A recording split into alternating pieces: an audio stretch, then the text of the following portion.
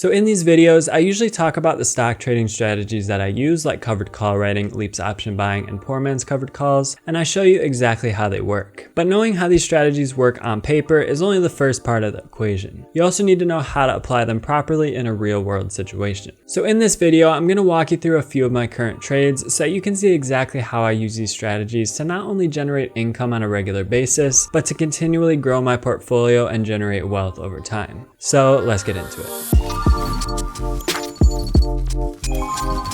My name is Charlie, and on this channel I make videos about building wealth and achieving financial freedom so that you can free up your time to focus on the things that you truly care about. Now, as a reminder, if you want to follow all of my trades and even get notifications whenever I make a trade in either of my two portfolios, be sure to check me out on Patreon. But for this video, we'll start off by covering a trade that's sort of my bread and butter, as many of you watching this channel know, and that is a covered call on a solid Dow stock, in this case on Apple. So I really like the position that Apple is in right now with consistently growing revenue even throughout the pandemic. And earlier this week, they just introduced their new line of MacBooks, which uses their self-designed M1 chips. So they've already been using their self-designed A-series chips in iPhones and iPads for a while, but with the transition to using their M1 chips in nearly all of their computers now as well, I think this will be huge for the company going forward. Because of course, these chips significantly improve the performance and efficiency of their computers, but it'll be a huge benefit from a business perspective as well, because this means that they won't have to rely on external chip manufacturers like Intel or AMD anymore, which is going to lead to better profit margins and of course less external constraints like the chip shortages that we're seeing right now, because they won't have to compete with other companies over a limited supply of chips. So overall, I think this is one of the best moves they could make, and it'll definitely help Apple to continue its success going forward. So the trade I made on Apple this week was a traditional covered call, and what I did was first buy 100 shares at about $148.92 per share. Then I sold the October 29th 155 strike call for a premium of $76. And at the time, that call was about a week and a half out.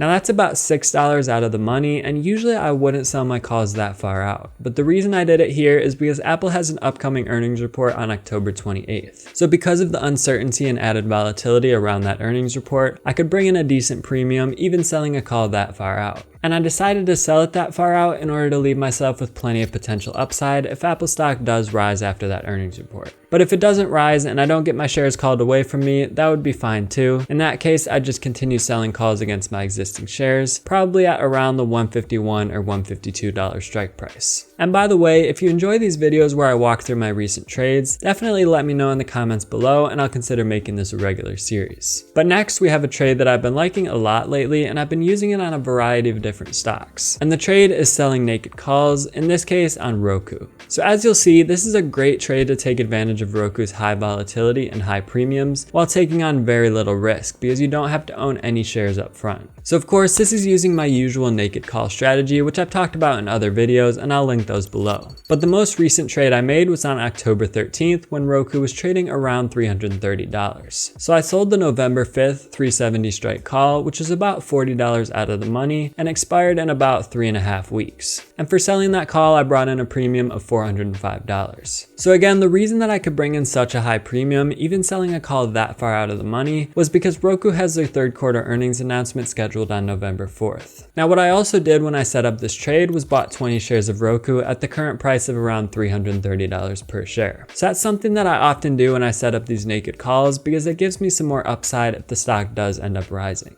Then I set up an automatic buy order to purchase the remaining 80 shares only if they rise to $369 per share. And of course, if I hadn't bought those 20 shares up front, I would need to set up the automatic buy order to buy the full 100 shares. So really the only way this trade could go against me is if Roku stock skyrockets overnight after their earnings report, because in that case, my automatic buy order wouldn't get executed at my intended price. But even if that happens, since I bought the 20 shares up front, that would lower my cost basis and I should still do just fine. So for that reason, it's extremely unlikely that I'll lose money on this trade, and even pretty unlikely that I'll ever need to buy any more shares of Roku. I basically just brought in a free premium of $405 as long as Roku stays relatively neutral over the next 3.5 weeks. But just so that we're aware of the worst case scenario, let's say that after the earnings report, Roku jumps overnight from below $369 up to about $380 per share. And again, that scenario is extremely unlikely, especially since Roku is still trading below $340 at the time of filming this video. But again, I just want to demonstrate the worst case scenario.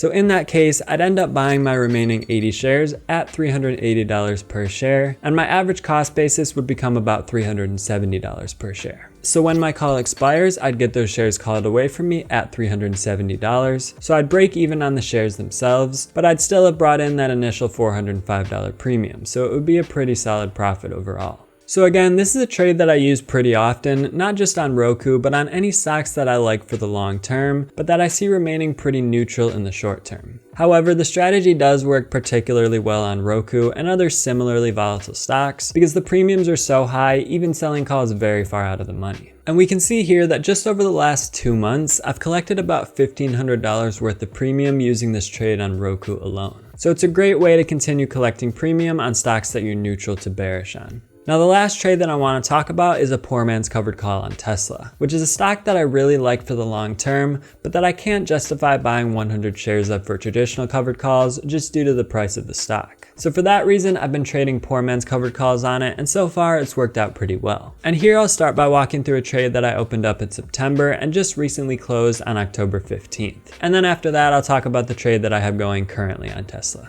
So what I did on September 10th when Tesla was trading around $740 per share, I bought a March 2023 650 strike call, which is otherwise known as an in-the-money leaps option, for $23,700. And at that time, the leaps option had a delta of about 0.75. Then I sold a September 17th $780 strike call for a premium of $485. So at the time, that was about 1 week out. And I sold it that far out of the money because this was right before Tesla was about to announce their third quarter vehicle delivery number, and I was expecting to see a pretty good number, which did end up being the case. They continued to show significant growth in deliveries quarter over quarter, and even more significant growth if you look at the year over year numbers. So then over the next few weeks, I just kept selling new calls against my leaps option as Tesla stock kept rising. And I was selling them far enough out of the money that the stock never significantly surpassed my strike price. So every Friday, I could just buy back the previous call for a pretty hefty profit and then sell a new one at a higher strike price again 1 week out. So I'll put a summary on the screen of all the premiums I collected throughout the entire duration of this trade. But all in all, by the time Tesla finally ended up above my strike price on October 15th, I'd collected over $2,500 worth of premium,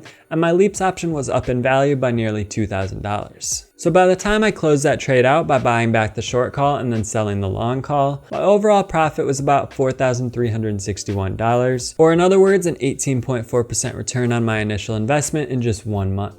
Now obviously these trades don't always work out as well as this one did because Tesla did rise pretty quickly in this case, but when you see a company that you think is in a good position to rise in the short to mid term, this is a great way to take advantage of it. So then after I closed out that trade, I did open up a new poor man's covered call on Tesla in anticipation of their third quarter earnings report on October 20th, which will have already happened by the time this video is posted, so hopefully everything went well there, but I am expecting a very good earnings report with good projections for future quarters as well. So for this new poor man's covered call, this time my leaps option was a January 2024 700 strike call, which cost me $30,700 and had a delta of around 0.73. Then I sold an October 22nd 865 strike call for a premium of $785. But Tesla actually ended up rising over the weekend and I wanted to leave myself with some more upside, so I decided to roll this call up to the 920 strike price, still at the October 22nd expiration date. So in this case, I did have to roll it up for a loss, but as of the recording of this video near the end of the trading day on October 20th, I've paid a net premium of $815 on this trade, but my leaps option is up in value by a little over $1,500. And I'm still left with a lot of upside in Tesla stock, as my call is currently over $50 out of the money.